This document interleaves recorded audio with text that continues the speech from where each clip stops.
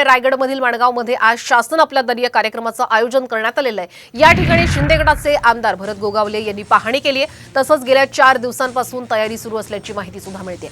हा जनतेचा कार्यक्रम आहे, कोणत्या पक्षाचा नाही असं सुद्धा गोगावले यांनी म्हटलेलं आहे। दरम्यान साम टीव्हीशी बातचीत करताना त्यांनी आमदार अपात्रतेच्या मुद्द्यावरून सुद्धा भाष्य केलेलं आहे। आम्ही अपात्र होऊ असं काही केलं नाही असं सुद्धा गोगावले यांनी म्हटलेलं आहे आणि या संदर्भात त्यांच्याशी सविस्तर चर्चा केलेली आहे आमचे प्रतिनिधी सूरज मसूरकर यांनी।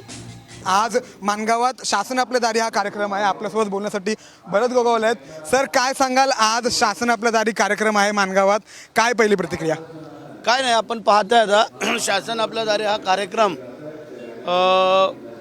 होणार आहे आणि तो मोठ्या प्रमाणात होणार आहे। आपण सगळीकडे फिरला असाल, पाहिलं असाल सगळं, तर रायगडमधला हा कार्यक्रम हा ऐतिहासिक कार्यक्रम होईल अशा प्रकारची तयारी झाली। ठाकरे गटाने कुठेतरी आंदोलनाचा पवित्रा घेतला होता, ते आम्हाला काय माहिती नाही। आमचं इकडं लक्ष आहे, त्यांच्याकडे काय लक्ष नाही आणि तिकडे काय लक्ष देण्याची जरूर आम्हाला नाही। ते पोलीस आणि ते बघून घेतील। हा कार्यक्रम सामान्य जनतेचा कार्यक्रम आहे, हा एका कुठल्या पक्षाचा कार्यक्रम नाही आहे। जर भरत शेठ काय बोललेत किंवा काय, तर तो पक्षाचा विषय होईल।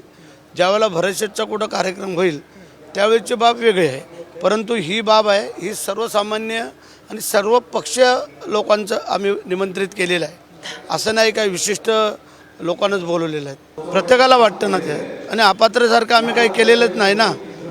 मेरिटवरती आम्ही आहोत आणि 56 पैकी 40 लोक आम्ही एक बाजू।